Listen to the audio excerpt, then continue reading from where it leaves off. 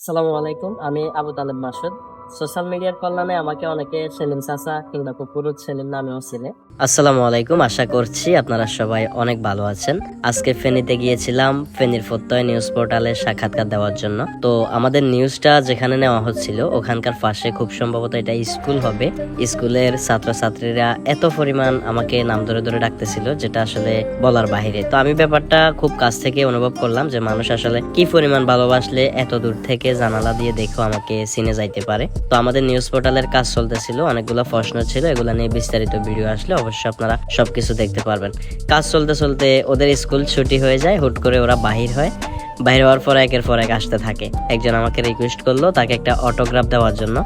তো আমার জীবনের প্রথম একটা অভিজ্ঞতা ছিল এটি। এর আগে আমি কখনো কাউকে অটোগ্রাফ দিই নাই, কিংবা অটোগ্রাফ দেওয়ার যোগ্যতা আমার ভিতর আছে কিনা সেটাও আমি জানি না। সত্যি কথা বলতে পুরো ব্যাপারটা আমি খুব এনজয় করতেছিলাম। ওরা এত ছোট হওয়ার পরও ওদের ভালোবাসা মানে কোনো দিক দিয়ে কমতি ছিল না। পরবর্তীতে ওদের রিকোয়েস্ট ছিল ওদের সাথে যেন একটা ভিডিও করি, ভিডিওর একটা শুট নিলাম, ওদের সাথে ভিডিও করলাম ছোট্ট করে একটা, এবং সবার সাথে সংঘবদ্ধভাবে একটা গ্রুপ ছবি তুললাম।